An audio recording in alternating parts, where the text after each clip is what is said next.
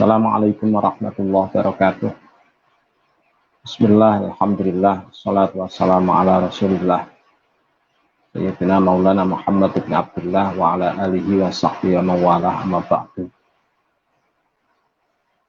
Para sahabat sekalian, dimana saja Anda berada, pada kesempatan malam hari ini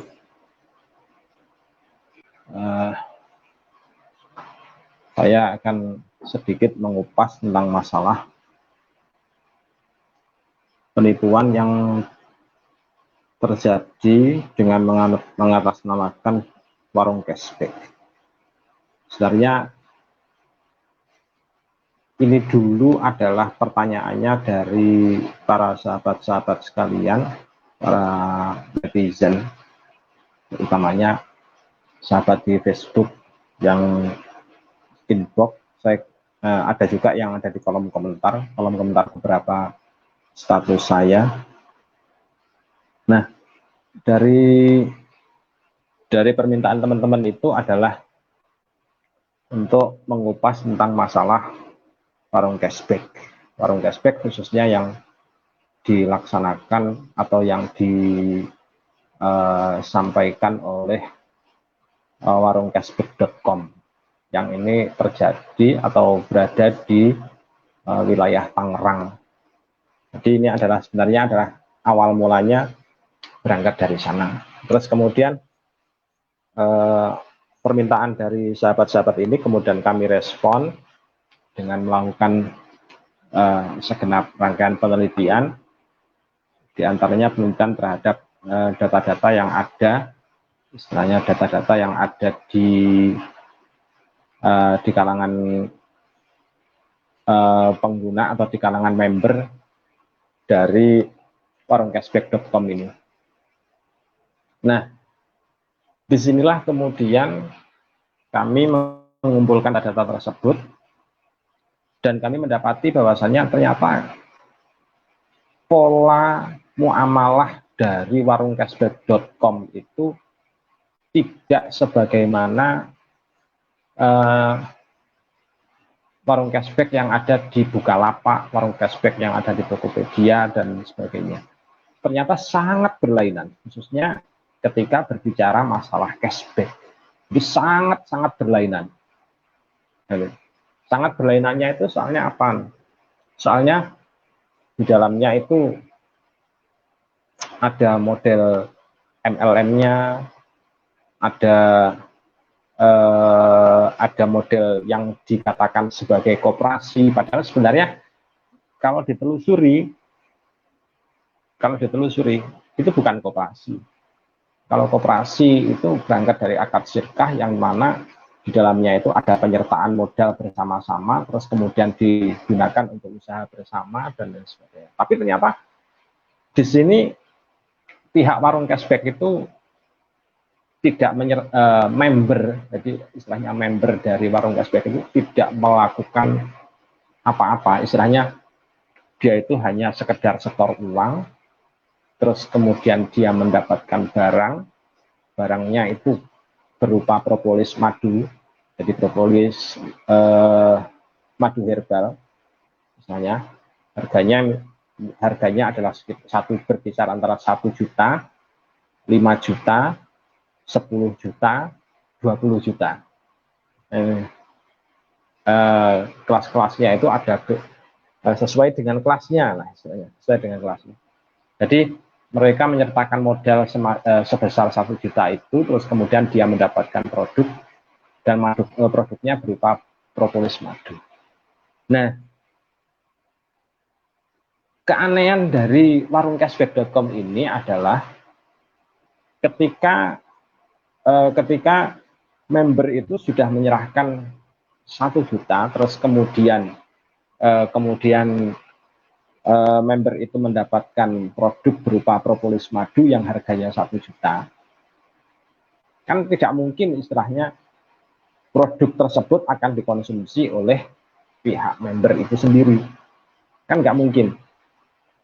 Masa member mau mengkonsumsi produk madu yang sebesar yang seharga 1 juta dikonsumsi sendiri, kan nggak mungkin.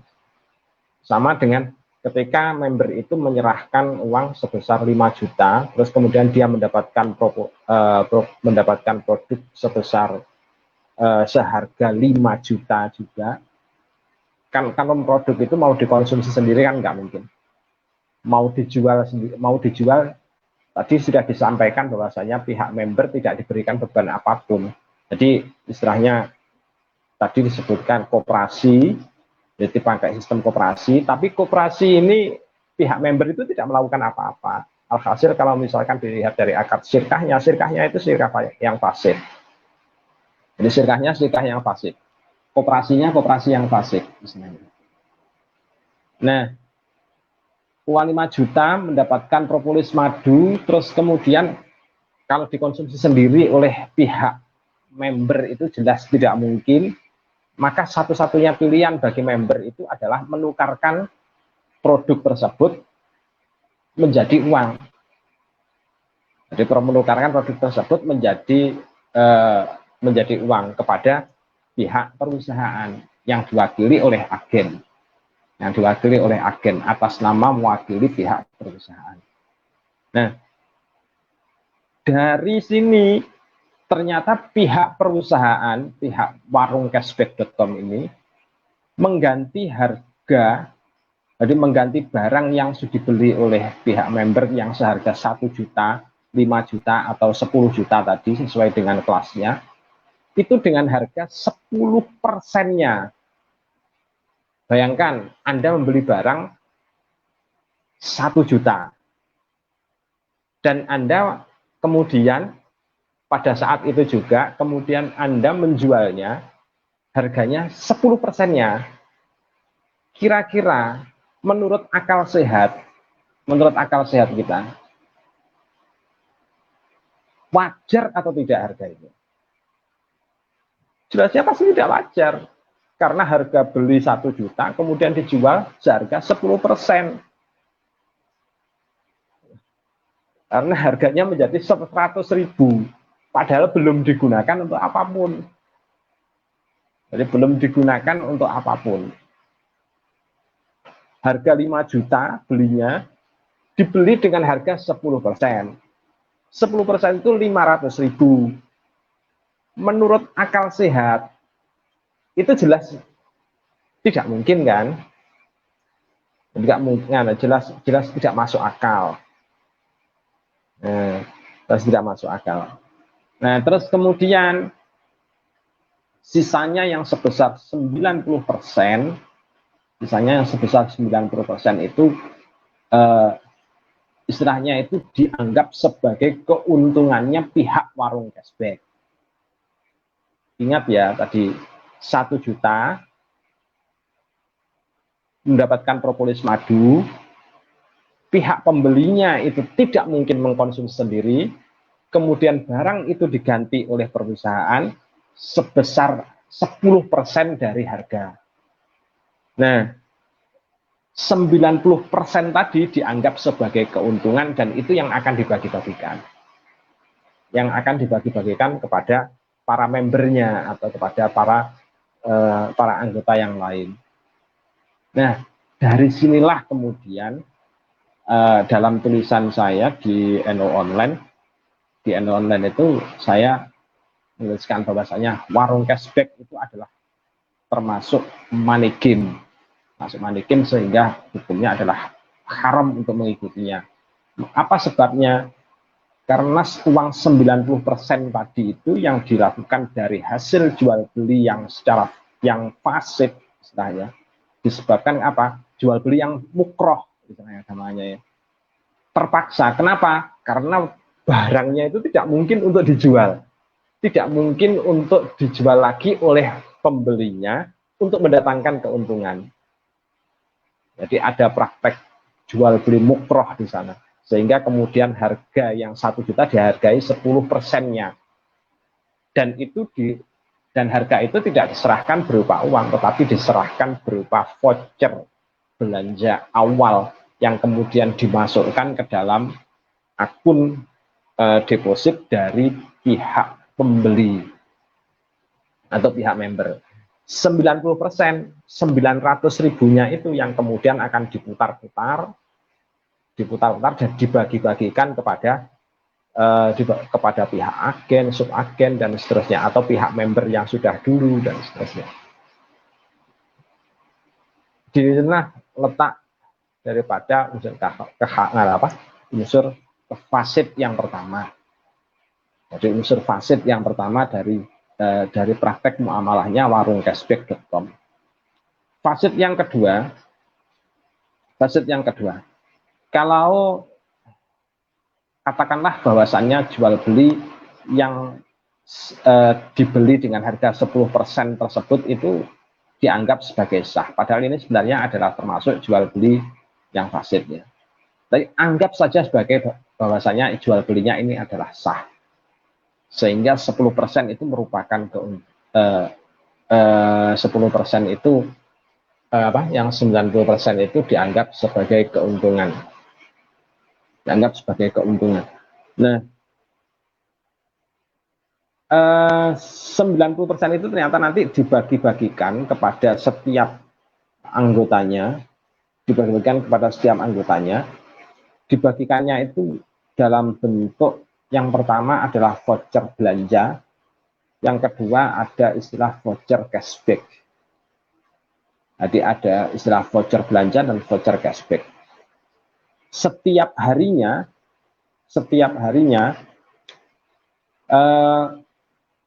yang masuk sebagai voucher belanja, jadi yang masuk dalam voucher belanja itu sebesar 1%. 1% dari modal yang disertakan. Jadi kalau misalkan saya tadi membeli misalkan sebesar 1 juta, maka 1% dari 1 juta itu setiap harinya akan diberikan kepada pihak pembeli atau kepada saya oleh perusahaan. Jadi kalau 1%-nya 1 juta, katakanlah misalkan 10.000. Jadi 10.000 itu akan masuk ke dalam akun saya secara otomatis. Terus kemudian yang berikutnya ada 2,5%. 2,5% itu dalam bentuk voucher cashback. Nah, voucher cash 2,5%-nya dari 1 juta itu berarti sekitar 25.000, katakanlah begini. Jadi sekitar 25.000. Terus kemudian 25.000, sehingga kalau misalkan ditambahkan dengan yang voucher belanja tadi, itu totalnya menjadi 35.000. 35.000 itu akan diberikan setiap hari selama 40 hari, sehingga totalnya itu menjadi 35.000 kali berapa ya? 35.000 dikalikan dengan total 40 hari. Mungkin Anda semua bisa merujuk di tulisan saya di NU Online yang berbicara masalah voucher cashback. Soalnya saya agak lupain. Ini kan tujuannya untuk menjawab apa yang disampaikan oleh komisaris warung cashback tersebut kan. Nah, yang jadi pertanyaannya adalah atas nama apa 2,5% sama 1% tersebut dikembalikan kepada pihak pembeli. Atas nama apa? Nah, jadi dalam hal ini ada banyak sisi gelapnya atau sisi abu-abunya dari muamalahnya warung cashback. Kalau tadi kita sudah mendapati bahwasannya akad jual beli di awalnya itu membeli 1 juta, dibeli dengan harga 10%-nya, kemudian 90%-nya itu dikuasai oleh perusahaan, maka sebenarnya karena akad jual belinya ini termasuk fasid, maka hukumnya adalah harga itu harus kembali kepada pihak pembeli, barang itu harus kembali kepada pihak penjual. Nah, karena tidak bisa kembali secara sekaligus, maka yang 90% itu statusnya bagi pembeli terhadap perusahaan adalah uangnya itu merupakan uang utang. Utangnya siapa? Ya utangnya perusahaan, karena harus mengembalikan uang tersebut. Uang yang secara utuh adalah 1 juta. Yang 10%-nya sudah dikembalikan dalam bentuk voucher belanja awal, sehingga tinggal 90%-nya. Nah, 90% ini terus kemudian ternyata pengembaliannya dilakukan dengan cara 2,5% ditambah dengan 1%, dan itu diberikan setiap hari sampai kemudian genap 40 hari, sehingga totalnya itu setelah saya hitung ada sekitar 1.300.000. Nah, termasuk akad apa itu? Jelasnya adalah masuk akad riba kordi. Mengapa? Karena uangnya itu, jadi karena uangnya tersebut merupakan buah dari relasi akad utang, disebabkan karena jual belinya yang fasad tadi. Nah, terus kemudian dari mana uang 300 kelebihannya? Jelasnya pasti disebabkan karena adanya biaya pendaftaran yang disertakan ketika seorang pembeli itu mendaftar untuk menjadi anggota dari warung cashback. Soalnya di sana ada biaya pendaftarannya, ada kisaran 50.000, 100.000 sampai dengan 300.000. Jadi uang-uang itulah yang diputar-putar antara member satu dengan member yang lain, yang kemudian pemutarannya itu yang dilakukan oleh perusahaan yang dituduhkan atau yang diaku sebagai putarannya itu melalui sistem komputer yang secara otomatis atau secara digital. Jadi yang kita fokuskan di sini sebenarnya adalah bahwasanya 3,5% yang diberikan kepada pihak anggota yang sudah mendaftar atau yang melakukan akad jual beli di awal tadi itu 3,5% itu adalah buah dari akad riba. Terus kemudian sehingga bisa lebih uang yang bisa didapatkan oleh pihak member tanpa melakukan kerja apapun, hanya dia itu mencari anggota saja, sehingga kemudian dia mendapatkan uang yang lebih dari penyertaan modal yang sebelumnya hanya 1 juta sehingga kembali 1.300.000. Kelebihan itu berasal dari mana? Kelebihan itu adalah berasal dari anggota-anggota yang lain yang sudah setor duluan, dan itu terus berputar semacam. Ya, jadi inilah sebenarnya letak titik krusial dari warungcashback.com. Dan titik krusial dari muamalahnya warungcashback.com, sehingga kemudian kita bisa memutuskan bahwasannya dari riba kordinya saja kita sudah bisa memutuskan bahwasannya hukumnya adalah haram. Apalagi dengan sistem adanya money game di dalamnya. Jadi alhasil praktek muamalahnya adalah jelas merupakan keharaman, dan sistemnya yang kemudian ada pembelian. Jadi ada pembelian yang kemudian pembelian seharga 1 juta terus kemudian harus dibeli dengan 10% oleh pihak agen. Jadi barangnya pembeli itu dibeli lagi oleh pihak agen sebesar 10%, itu hanya sebuah kedok.